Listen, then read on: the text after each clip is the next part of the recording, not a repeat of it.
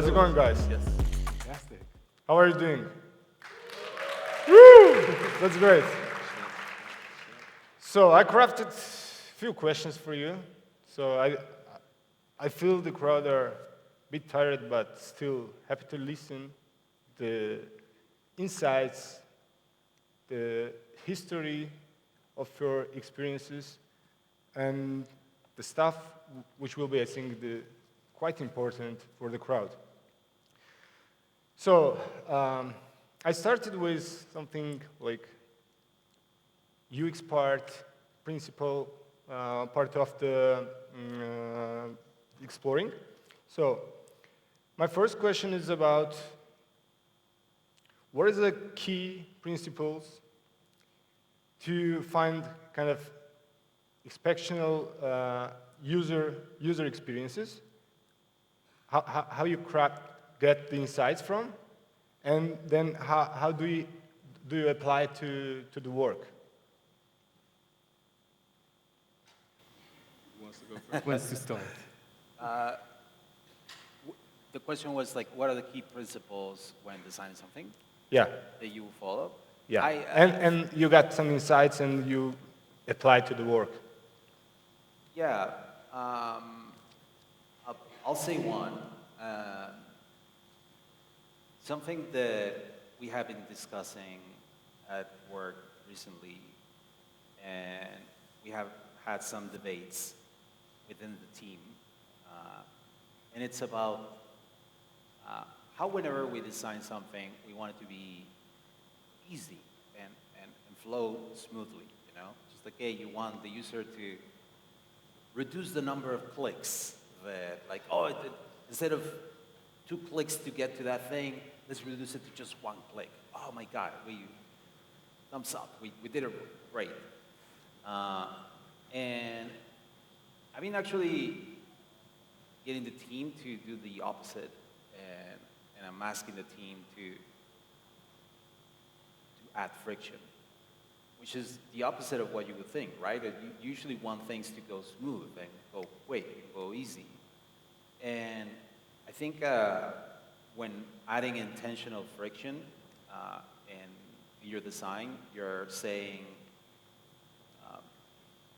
you want your users to make choices in a more conscious way, in a way that they understand what is happening, and it's not just the first click and just like, okay, cool, that's it. So, for example, just like an easy example would be an onboarding, right? Where it's like you want an onboarding right away, just like a 1 click and you're in, right? And we have been actually trying something different, where it's like, no, we actually want to know about them, and we want to give them a really great experience. So to do that, we need to know more about them, and we need to ask them questions. And usually the completion rate drops. It obviously goes down because like not everyone is going to actually get to the app. But those who do, I don't know, we filter out a lot of people that were actually not going to use our app anyway, and they were not that interested. They were just like playing with it. So that has actually helped us like get users that are more engaged, and they know that they care a little bit more about our app and like our products. So I don't know if it is a principle or something, but embrace slowing down and adding that kind of intentional friction when it makes sense, which is very counterintuitive to what we have all learned about, like, oh, make it quick. And I don't know, that's one thing.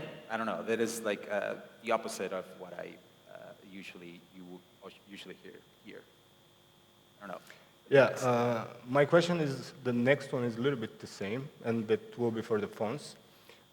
Because we already had the Q&A yesterday, so we did something about insights, preferences, and how do you apply in Netflix like all the useful data to your design decisions? So how this process works in your family?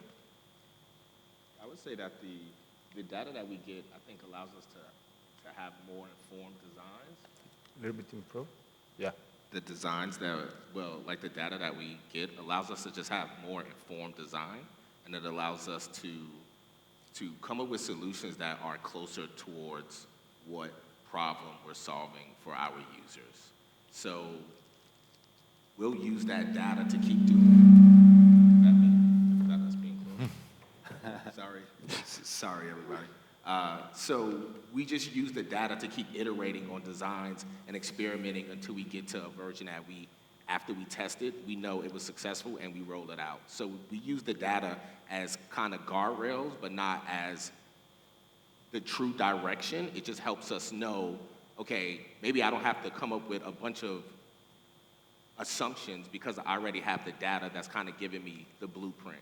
And then we'll build on top of that. And then the most important thing is, like I said, the experimentation is we'll just come up with something to get some kind of data, and then we'll figure out how to implement that data into the design and do another version of it, test it again. So it's like this constant loop of us testing, constant getting data back, and constantly iterating on that design until we get to the point where we think this is worth us possibly taking to engineering and then testing one more time before we actually take it out to the public.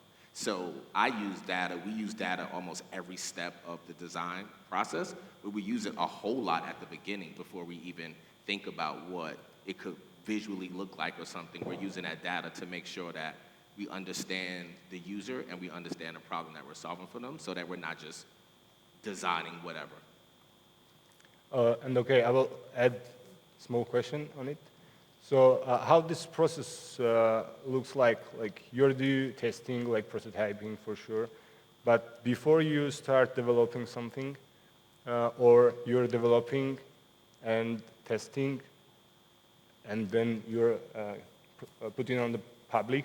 So how these steps looks like So, before you start development? right, or so development comes way late in the cycle for us with a product. Like if you want to think of, let's say that there's 5 steps, engineering would be the 4th step, where the first step is going to always be some kind of ideation, coming up with a hypothesis and doing some form of user research to make sure that we understand what the actual situation is going on. And then, so there's research every step of the way, but the research is what will give us enough information to think, do we even have a strong enough idea to pursue? If the research doesn't support the idea, then we'll just have to scrap that idea. And we keep starting at that same step again, where we always start with a hypothesis at Netflix, and we always immediately take that hypothesis and bring it to users and see what users think. So we do a lot of qualitative and quantitative research early in the step, like very, very early. So that helps us just feel more confident about what we're going to work on. And then we'll take that first round of qualitative or quantitative and use that to maybe do some flows, maybe do some wireframes, and then we'll take that and go back to users again.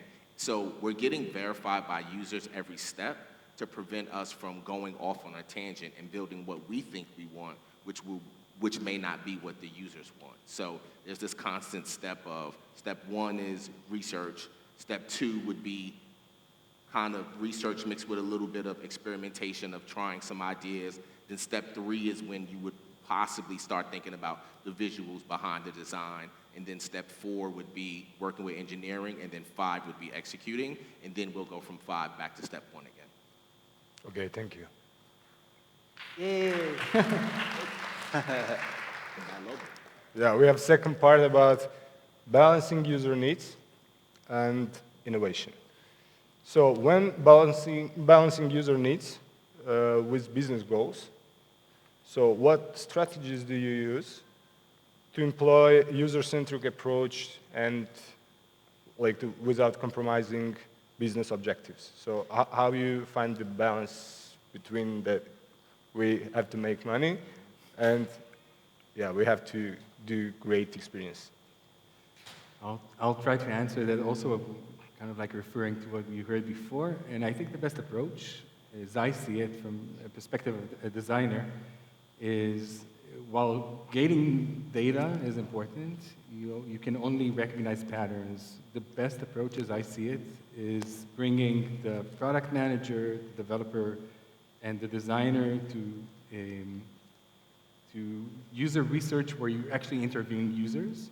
And I think that would help the product team balance things and not only seeing it from a product perspective. So the main issue as I see it is that designers actually observe value in a very different way, as user value. While product teams see it more as how can we make more money out of it. So bringing the product team into the user research is extremely important, also developers. And so them sitting in sessions, interviewing, listening, even just listening to users is a great way to balance between those two perspectives. So like make all on the same page. So everyone and So all actually the giving them the scale. opportunity to listen to users. And I think this is something that designers usually get the chance to interview and listen and ask the right questions, bringing the developers into the process of listening to users and the product team makes a huge difference in the discussion between the team after. Thanks. Any more answers on it? Yeah. I'm gonna say the opposite. I don't know, like, I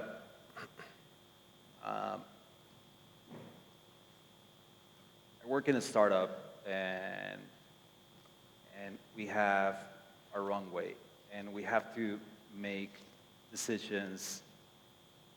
We have to make bets more than anything, you know, and those bets. You have to see if those bets are going to work, and then be nimble enough to say, it didn't work, let's do something else. Because we only have, now we only have 15 months runway. So in this 15 months, we have to get it to work, get it to a place where users just love this. So we get the chance to do in this time a lot of different things. But like usually these kinds of processes can take a long time, you know? And then I understand the whole concept of research and following that process. It's just that sometimes it can take a long time and make at the end a bet that didn't work. Which is okay, we learn from that, but then, damn, dude, like we just spent 3 months of that, and over time on that, and we don't have 3 months to just spend. So sometimes we just have to trust our gut and trust our instincts and say, like, I think this is where we're going. Like, do you have data to say that that's where we should go? No, but I have a feeling. And then we go, and then quickly we'll realize if it works or not, you know, because we do bring the user on everything.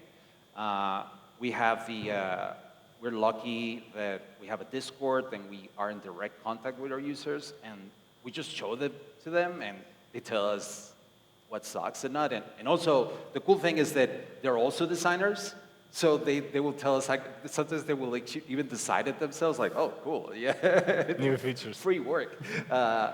But in certain teams, in certain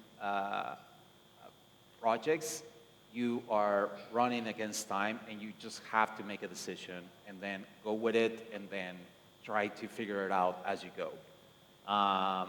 And for that, you also need sometimes, because like you were saying, like, hey, bring everyone, and we all make a decision together and everything, and that also takes a lot of time. So sometimes you just need a dictator in the team who just says, no, we're going to do that. Oh, but this, trust me, guys, let's go over there. And sometimes, well, most of the times it's just me being the dictator in the team who says, like, no, we're going that way. And we have, I have been able to get the trust from my team, and I have also, you have to be right. That's the thing. And you have to be right most of the time because then you lose the credibility from your team. Uh, and it's hard because like most of the time I don't know what I'm doing, and most of the time I'm just guessing, you know. And it's like it's almost like I feel like I'm a drunk, like pirate in a boat, but I'm playing like they don't know that I'm drunk, and I'm just like playing as a captain, you know. We're going over there, but actually I'm drunk and I'm a pirate and I don't know what I'm doing. That's usually the role that I'm playing up there, and all the sailors are like, yes, captain, let's go. And along the way, we'll realize like, oh, dude, like this was the wrong way. And it was like, we're going to have to go over here, but don't worry, you know. and I don't know, like we don't have the luxury of doing a lot of that stuff. And sometimes you are in a team that is like that. And you just have to be nimble and adapt. That's all. And have a team, a leader that makes those hard choices for you. And even if you disagree with those choices, you just say, okay, let's do it. I disagree. And it's cool that as a designer, I'm saying this as a leader, right? But as a designer that's on the other side, you should also say, hey, I don't agree with that. We should do this. And then the drunk pirate will tell you, no, we're going over there. Okay, but you commit, you know? It's like, okay, we're going there. And you don't do it, it's like, oh, we should have done that. We should have gone over there. No, you commit to what the captain is telling you, and you go over there, and you try it, and if you fail, you learn. But even when you disagree, you have to understand that you are with a team in the same boat. And you cannot just, everyone is depending on you to do your work. So, anyway, what was I saying? Yeah, just trust your intuition. That's also valuable too. I'm saying data is important, but also intuition is important sometimes. Thank you.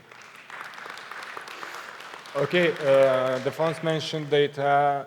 I don't mention data. You mentioned the feelings. So, what will be like tips and tricks for the small teams to iterate more, do the same job? What needs to approach the business goals or product goals or team goals, but just give the advice with the practical tools or stuff.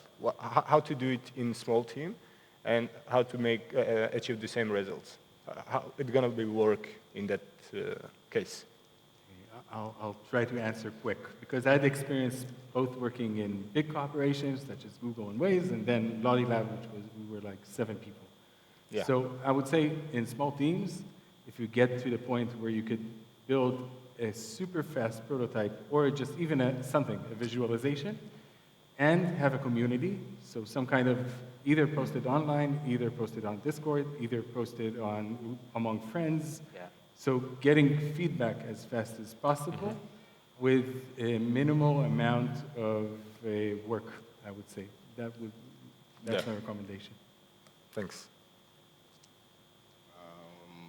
I would say make sure that your team is all on the same page all the time, meaning at the beginning of the project, it's not just the PM by themselves making a decision. It should be the PM in a room with the designer, with the engineer, with data science if you have it. And if you don't have any one of those roles, that's not the part that I'm focusing on. I'm focusing on that y'all are going each step together as a team, so therefore there's alignment. I think that's the first thing. I think a lot of teams don't have alignment, whether you're a small team or a big team, and then people make assumptions, and then that leads to miscommunication and missed expectations. So I would say that's the first thing. And then the second thing I would say is don't be afraid to prototype. Get stuff out the door quickly. Like figure out what the problem that you're trying to solve is, come up with a prototype and test it. Like my man just said, get it out to your users, maybe not your whole user base, but small user base. Experiment, learn about A/B testing. That's the future of design, where it's, because you're not gonna get the design right on the first go, and you don't have to. That's what experimentation is about. So if you spend more time just making sure that everybody's on the same page, design is in line with the business team understands how long design needs, design's in communication with engineering, so they have all of this stuff. So once you guys are all working together as a tight-knit organization that's running smoothly, the next step would be to now, how do we get this product out faster? Because there's no such thing as perfection. That's what you saw earlier, and everybody's going to tell you that. So you shouldn't really be shooting for perfection. You should really be shooting to just get stuff out to the user so you can learn from them and keep iterating on that. And by the end of the process, you'll have what the user wants as opposed to just a product that you and your team built. Thanks. Yeah. Okay. Can you share the example of your innovative design solution what you implemented recently, and how and what impact did it have on the user satisfaction or business objectives? So recently what you did and get the feeling that we did it. I mean, I can go for 2 hours, but I'll keep it quick.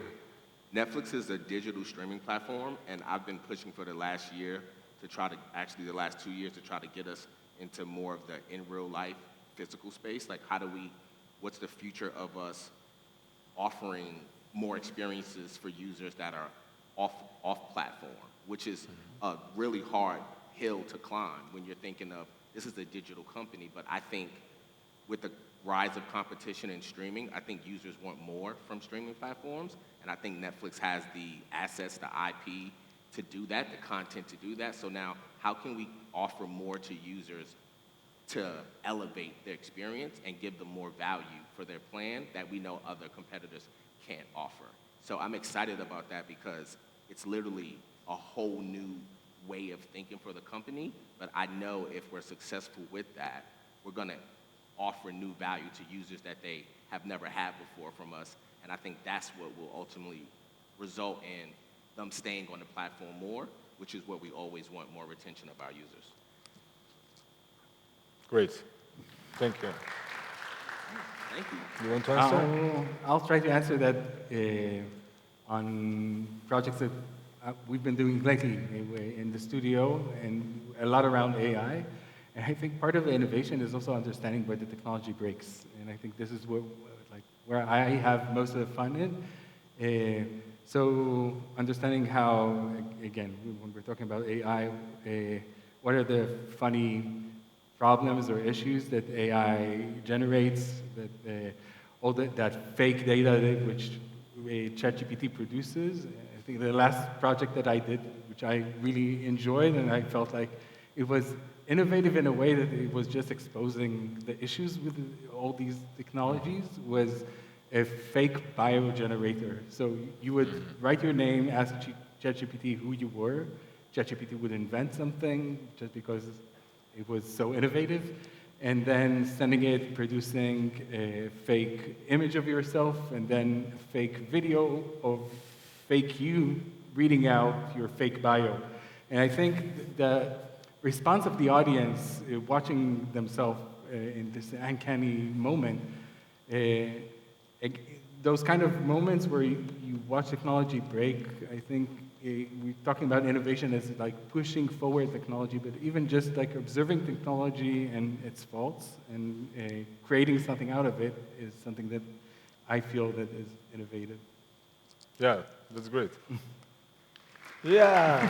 Yeah, more claps, more claps. We are closing second. Yeah, we just closed the second topic. So next one we have about common mistakes and collaborations. So what is the common mistakes of UX UI designers, and how can designers avoid them? Like, yeah, what is your first words about that? Spending too much time building something which nobody wants. Yeah, and nobody see. Yes. For sure, Never.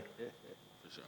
But those are the most fun to do. I think it's Only user. I think designers end up losing the empathy for their users because you get so caught up in possibly wanting to produce the design that you want, the app that you want, where that's not necessarily what the user wants.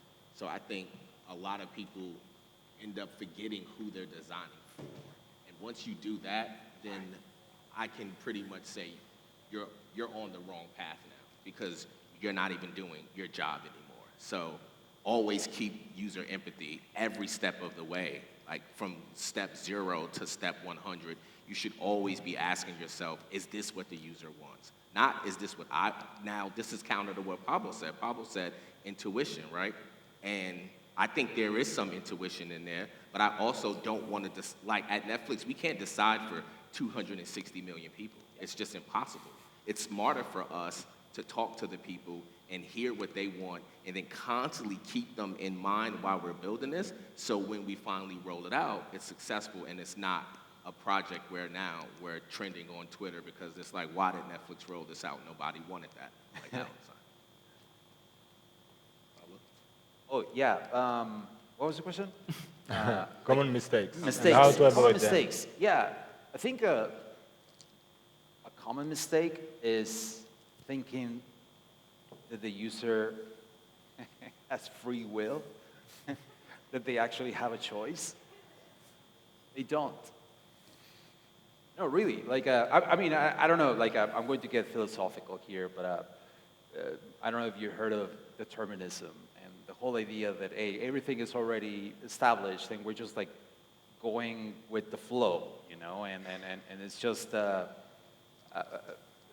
gravity pulling us towards whatever we want to go. Now, if you apply that thinking to design and to what we're doing, does the user actually have a choice when you're already putting your own biases in your design, when you're already making the decision for the user? You know, you already are saying this is the button that you should press, and you're pushing the user to go and click that button. So the idea that a user has a choice is an illusion, and it's an illusion that we are fabricating. So, like when you become aware of that, when you become aware that you're using algorithms to put a specific thing in front of the user, and that's what they're going to click. Why? Because users usually just go with the gravity. They just go with the flow, and if you nudge them to do a specific thing, they're just gonna do it. So they don't. You say like, oh, they have a choice. They don't, because you're already putting a big button and a big image and something that was generated and chosen for them. So when you become aware of that, I think hopefully if you become aware of that, you start going against that, and you start like allowing the user to actually have a choice, and to actually go and discover the things by themselves, and not by an algorithm, not by something that was chosen for them. I don't know, like,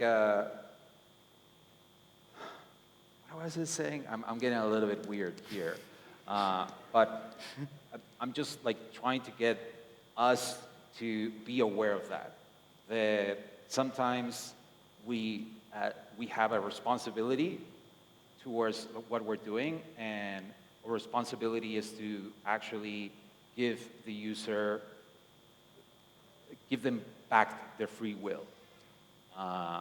Because usually what we do is remove it from them. Okay, thanks. So I will a little bit touch again about tools, because to not do the same mistakes again, what tools you can suggest and advise to personal, like simple guys who will learn more about the design processes and will find out the mistakes, because like a lot of people are doing the solo stuff and trying to build something cool, crafting exceptional design, but yeah, the user just super confused, sitting at the device and don't know what to do. Well, like what tools, like just tools, you can share to the audience, which will be useful for the solo designers to understand how to find mistakes, how to accept the prototyping and that stuff. Yeah, we know this all flow, but what is the like super extra additions to analyze more, to learn more, and iterate more, and implement more, and etc. So I'll give one, which I really like, and that's usertesting.com. I don't know if people know it or not, but that's a way for you to upload even a Figma prototype, and within 1 hour, you get videos of people using your prototype. And since you're not there, sometimes they completely trash your design, and you get the whole reality just spread in front of you, and you can actually move forward. But this is super quick, and I find it is extremely useful, and I've used it a bunch of times, and that's my tip for a tool. Yeah. For getting feedback. Any other tools? Google Docs. I know that sounds so dry. It's like, how? Google Docs, because designers, they think design is all about the visuals of it. And I gotta be honest with you. That's, like I said before, that's like step 4, step 5. Step 0, step 1, you should be in there typing. You should be figuring out your hypothesis. You should be creating a spec that you can get your ideas supported by the organization. It has nothing to do with the visuals if I'm just trying to explain my idea to you. You can do a sketch if possible, but designers need to know that you need to learn how to write. You need to know how to communicate to your team, to your customers, to your leadership if you're trying to get buy-in on things. Most designers would probably say they don't know the last time that they opened up Google Docs. I opened up Google Docs more than I opened up Figma, because I understand that design is more than just being in Figma and creating some kind of artifact. So I would say Google Docs first, because you need to be writing and creating these specs and learning how to really communicate your ideas, your solutions, and that's how you can collaborate with multiple people. If you only do it in Figma, what about the people who don't know how to use Figma? At Netflix, we run into that. Everybody's not a designer. Like, why would the CEO or the COO know how to use Figma? They don't have to, but you know what they do know how to use? Google Docs, because they know how to read. So I would say more, not just to be typing, but that you're getting your thoughts on paper, and now you can share that out with people in a way where you can get feedback, you can collaborate and grow, and then get to the fancy design tools and AI and all that type of stuff. But I would say Google Docs first. Yeah. That's great. Yeah.